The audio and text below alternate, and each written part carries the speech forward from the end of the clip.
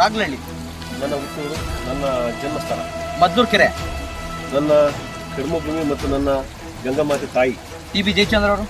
ನಮ್ಮ ಗುರುಗಳು ಮತ್ತು ನಮ್ಮ ಸೋದರ ಮಾವ ಡಾಕ್ಟರ್ ಜಿ ಪರಮೇಶ್ವರ್. ನನ್ನ ದೇವರು.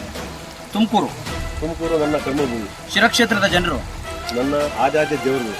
ನಾಗಣ್ಣವರು ಶಿರಕ್ಷೇತ್ರ ಶಾಸಕರಾಗಿ ಆಯ್ಕೆ ಆದರೆ ಅದನ್ನು ಈಗ ಪ್ರಸ್ತುತ ಅಲ್ಲ ಅಂತ ನನಗೆ ಆಗ್ಲಿಲ್ಲ ಅಂದ್ರೆ ಅದು ಪ್ರಸ್ತುತ ಅಲ್ಲ ಅಂತ. ಓಕೆ. ಕುವೆಂಪು ಅವರು ಒಂದು ಮಾತನ್ನು ಹೇಳ್ತಾರೆ, ಸರ್ವ ಜನಾಂಗದ ಶಾಂತಿಯ ತೋಟ.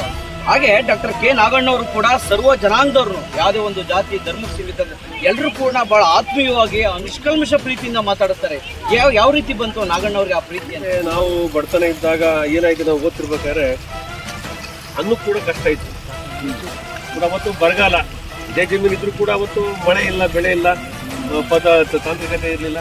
ಅವಾಗ ಊಟಕ್ಕೆ ಕೂಡ ತೊಂದರೆ ಆಗಿದ್ದಂಥ ಪರಿಸ್ಥಿತಿಯಲ್ಲಿ ಅವಾಗ ನಮ್ಮ ತಂದೆ ತಾಯಿಗಳು, ನಮ್ಮ ಮಾವಂದರು, ನಮ್ಮ ಅಕ್ಕರು, ನಮ್ಮ ಅಣ್ಣ ಅವರೆಲ್ಲ ಸೇರಿ ನನಗೆ ಬಟ್ಟೆ ಕಟ್ಟಿ ನನಗೆ ವಿದ್ಯಾಭ್ಯಾಸವನ್ನು. ನಾಗಣ್ಣವರು ಸರ್ಕಾರಿ ಅಧಿಕಾರಿಯಾಗಿದ್ದಾಗ ಮದ್ದೂರು ಕೆರೆ ಸರ್ವೆ ಮಾಡಿಸೋದಕ್ಕೆ ಪ್ರಮುಖ ಕಾರಣಕರ್ತರು ಅಂತ ಒಂದು ಮಾತು. ನಾನು ಕಾಕತಾಳೀಯನೋ ಅಥವಾ ಪಂಚಭೂತಗಳ ಪ್ರಭುನೋ ಅಥವಾ ಗಂಗಾಮಾತೆ ನನ್ನ ಮೇಲೆ ಇರ್ತಕ್ಕಂಥ ಪ್ರೀತಿನೋ ಗೊತ್ತಾಗ್ತಿಲ್ಲ. ಆದರೆ ಅರಿತದಂತೂ ಸತ್ಯ ಆಗಿದೆ.